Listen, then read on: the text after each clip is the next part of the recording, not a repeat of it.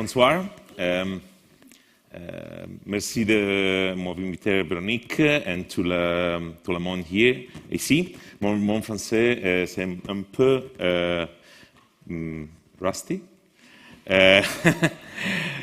So if you don't mind, I will continue in English, because I'm a little more familiar, but tonight we can practice a little bit my French, if you like, over dinner, of course. So I'd like to start this presentation with a question. And the question is quite simple. I would like you to, think and memorize the first image that comes when I say a word, okay? The word is Italy.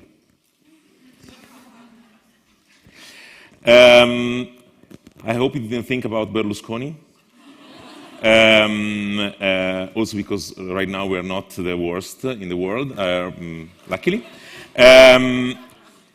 However, when I was asking repeatedly this question over the world, especially in Silicon Valley, people were telling me, you guys are crazy, because you are trying to invest in so many new technologies. Like somebody at the beginning was showing how bad it is to just invest in digital technologies and not to consider the rest. And that was actually what we were doing. We were trying to mimic Silicon Valley. And most public investment were into digital and this kind of technology. But when you say Italy to people, I mean, technology and digital technology is not on the top 3 images, okay? Even though, there are technologies in Italy, my land is also the land of engine. Maybe you know about Ferrari, Maserati, this kind of, cars. So yeah, there is some technology, but still, it's not the first thing that comes to mind to people. The first thing that comes to mind to people is food, okay? Either this pizza, pasta, spaghetti, carbonara, or whatever, it's food. The second is beauty, but we'll work on that later on. So, being that all the world think about the country giving a specific target, I said, maybe we should work on that and make something about food innovation. And then, when I started thinking about, say, food innovation, then I asked to my network what they were thinking about food innovation. And my network in my country said, food innovation? Are you crazy? We are all about food tradition, okay? Do you want really to put some insect in your pasta? Are you totally nut? Do you really want to, change the recipe of the world famous bolognese sauce and lasagne? No, you don't want to do that. And then this concept of innovation and tradition really puzzled me and say, yes, it is true that food is about tradition, right? It's part of our culture. It's what we are, right?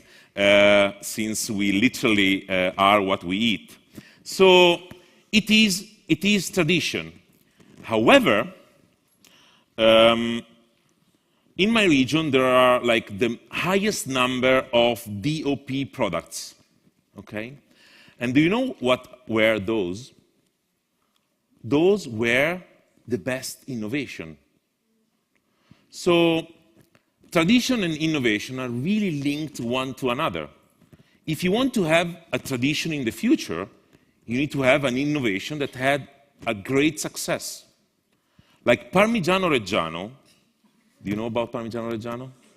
Yeah, it's from my region. It was invented a few hundred years ago. It was a way to preserve milk, okay? Milk is a product that after 3-4 days, there was not the fridge at the time, was rotten. You couldn't use it anymore. And Parmigiano Reggiano transformed milk in something you can conserve for 30 years. Is this a good shelf life? No, I mean, if you are a retailer, 30 years, you can keep your product there quite fine, right? And you transform that by some bacteria that does some magic, and that was innovation, okay? And sometimes we think of food as just the traditional part, and we say, yes, we are deeply rooted in tradition. And then I went to visit Nestlé in France, in this beautiful factory from Meunier.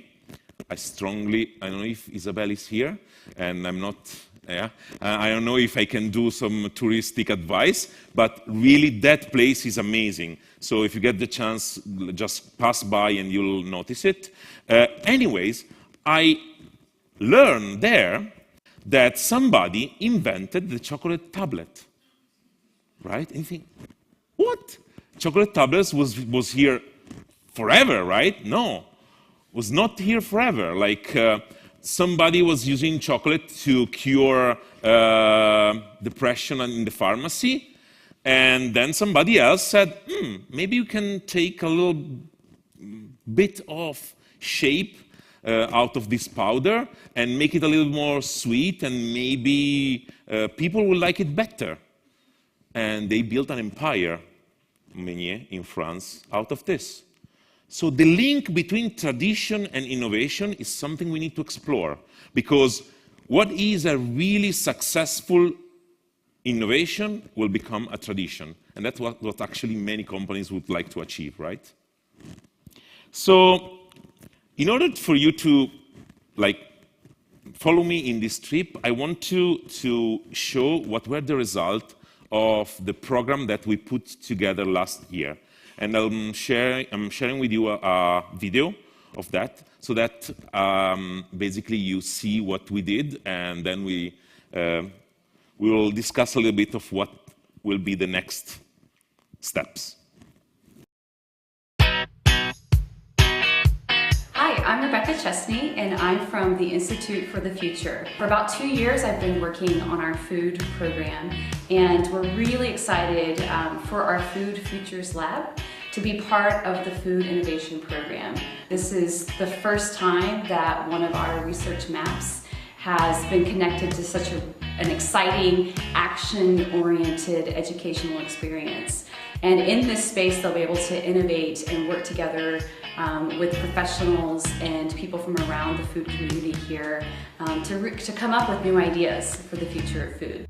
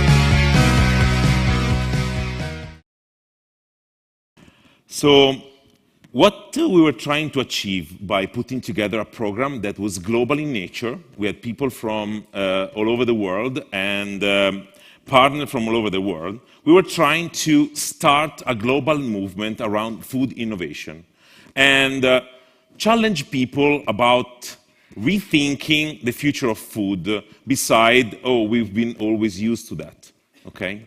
And that was our mission, and we were delighted to find out that people were buying and really getting into this mission as it was natural.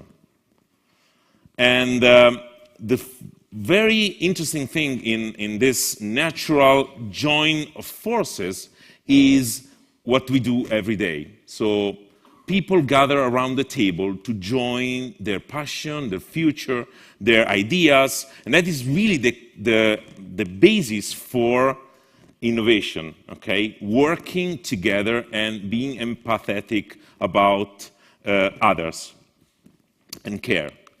So what we want to do, we want to create the future food leaders. We want to create people that across the whole food chain are able to work and get into the skin of others, literally, right?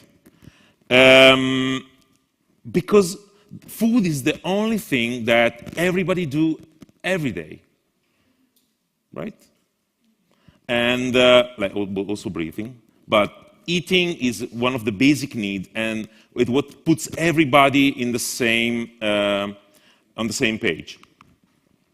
To do that, we partnered with the Institute for the Future in the US because they were the only one we knew that were able to cluster together themes that in normal universities are totally separate. And that is one of the discovery that we did. Food is separated in various disciplines. Larry was saying the same. Like, if you go in a normal university, food does not exist. There is agriculture, there is engineering, food technologies, and all this kind of stuff. There is psychology, sociology. There are a lot of disciplines, a lot of silos, and nobody is actually taking care of putting together the food chain. So this map is one of the only attempts that we were able to find of somebody that put together the world of food. And we were lucky because my university is in a place called Reggio Emilia.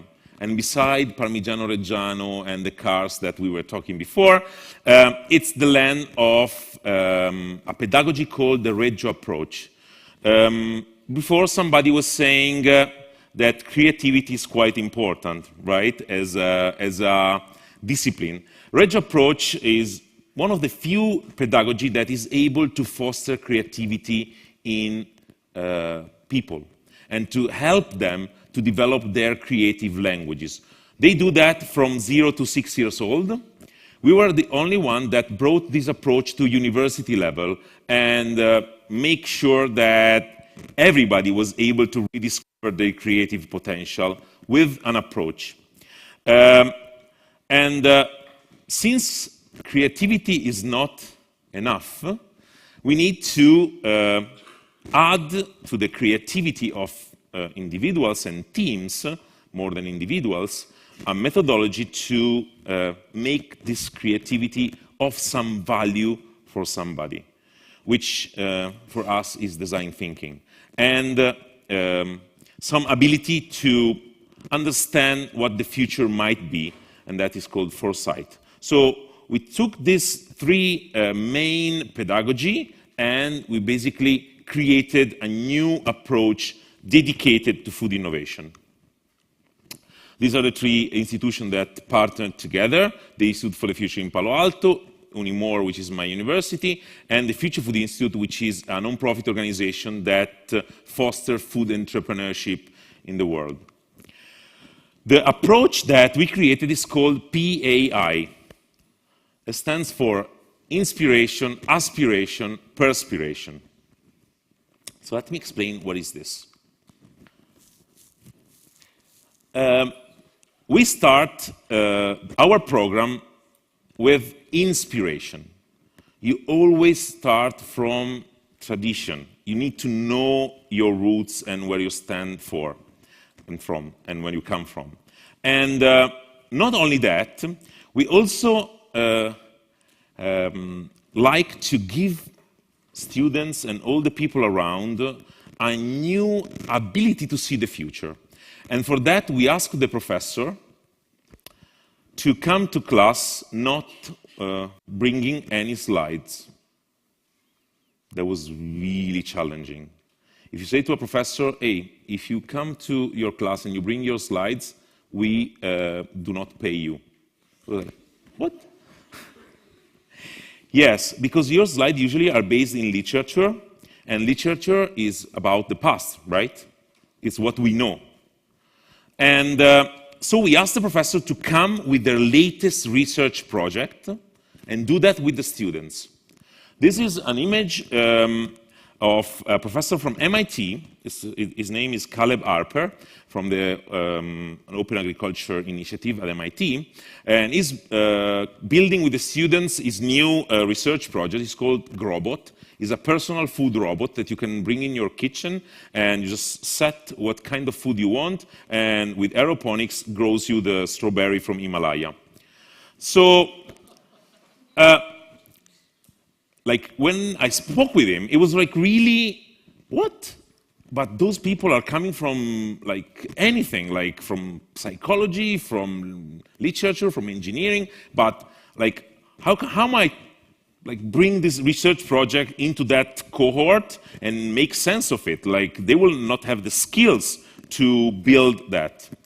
And I said, that's your challenge, that's your how might we question. And we worked away, and that was really transformative for the students, but also for the professor.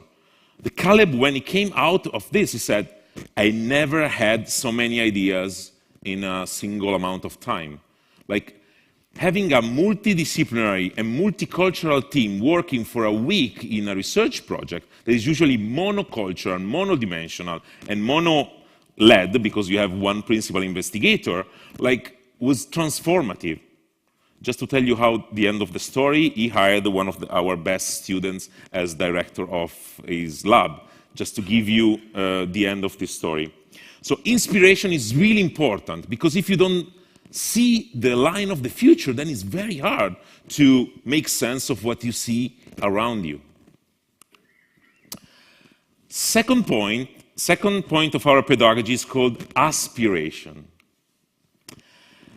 You need to aspire to become somebody better, and you need to foster your idea, your entrepreneurial activity. You need to desire to, like one of the professors said, make a dent in the universe.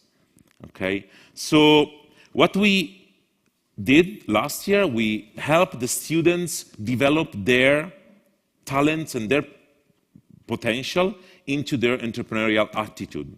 So out of the program, like we had 4 companies that out of 20 students are quite a nice number, and two of them were already funded from venture capitalists. So this spirit was really important for the students to like aspire to become somebody that make a change or be the change. And in order to do that, we help them to meet during the program a lot of founder of companies. We had what we call Meet the Founder. We had coaching from global leaders. We had Google, like one of our partners is Google Food, so we had the global director of Google Food coming over to help the students develop their own projects, and also all the manager and director of the companies that we were partnering with were helping the students develop their own project. So from a new way to feed aphagic people to having a new type of education for kids, food education.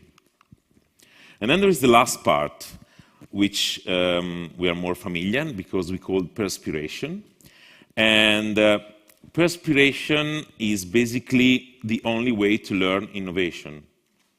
So the only way to learn innovation is rolling up your sleeve and do it, okay?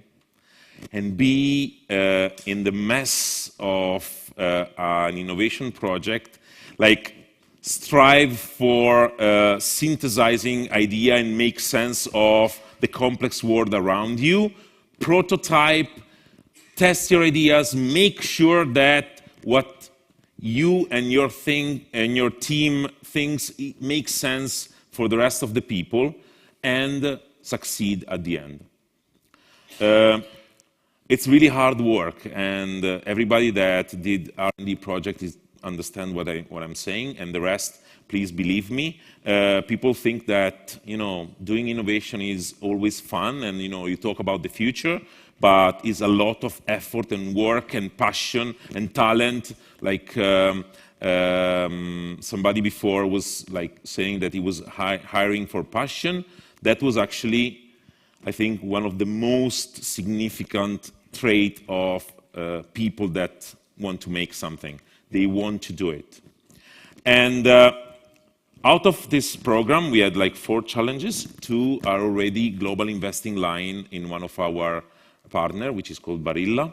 And two others are like becoming like in ventures and companies and stuff like that.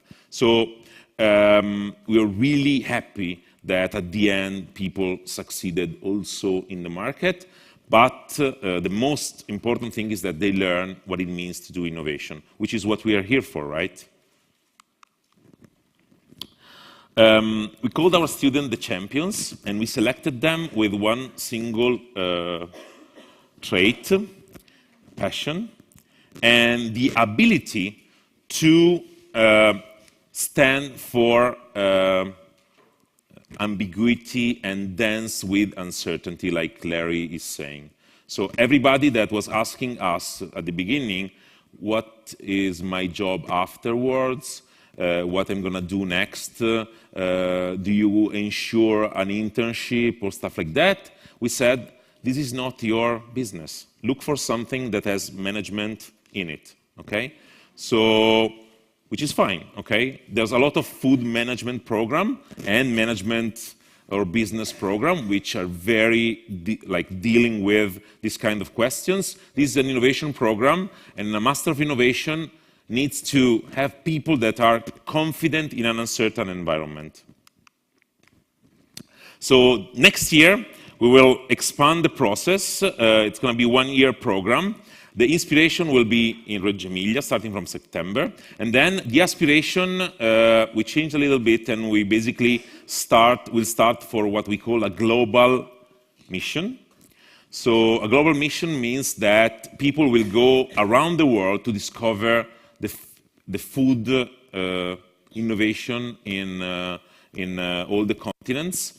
And by doing that, they will empathize with the local environment and understand the needs of the people around the world. And then there's going to be the perspiration, which we want to do like in the sugar and M310 movement. So partnering with school in the world and make corporate projects the way we know how from the MATTEO experience. And then, since there's no learning without noticing, we will give 1 month at the end for personal reflection. That is the only way to visualize your learning, thinking what you learn, because the rest was like passion, fun, talent, but then you need some time to actually reflect. And that's the program. I will conclude with the space. The space is really important, and especially the location. For this program, since food is very close to people, we decided that the usual venues of universities is not the right place to do that. So we put this program in the center of the city, in one of the main squares. So the students are in a lab that has like an open glass container that is in the center of the city. So every time they need to prototype something, they just open the door. Hey, you want to test this? And that was transformative. Like, we had kids stopping by all the time. We were testing endlessly with seniors that were looking at the windows like this. I was like, what do you do, guys? And we were inviting, yes, come. We are actually thinking about the future of food. And they would say, no, there's no future. We're tradition. And that was like the start of the conversation for any test that the student had. So the center of the city, and a place that is called Officina. Officina is a place that we created because in order to do food innovation, you need to have a space that supports this process. So the place that we created is a mix between a kitchen and a workshop. And if you want to whip your eggs and you use a drill, actually works very well. And the idea is that the kitchen is really the best prototyping setting that everybody is able to test, right? And not only about prototyping, it's also about experimentation and about open innovation, right? Everybody is familiar with recipes. Recipes is one of the ancient forms of open innovation we know. So creating this environment, which is a unique environment, was able to foster not only the creativity of the students, but the ability of the whole city to get involved. And when a city is involved, then also the companies are involved. And when the companies are involved, then maybe something happens. Okay? So some people say that the role of university is to educate the students. We don't think so. We think that we are educating the students to impact the society. So our goal, our mission is to impact the society through the students. So as an end slide, I want to show some of the conclusions that were led to this program. Barilla was one of our partners. And after collaborating with us and the Officina, they said, we need to have one. It's not possible that we do R&D in a space that is like a normal office and we are like a global food company. So we designed for them what you see in the picture, which is what they call area design thinking, which is an Officina inside their facility. And since then, they no longer do R&D the way they used to be, because space matters and people more. Thank you.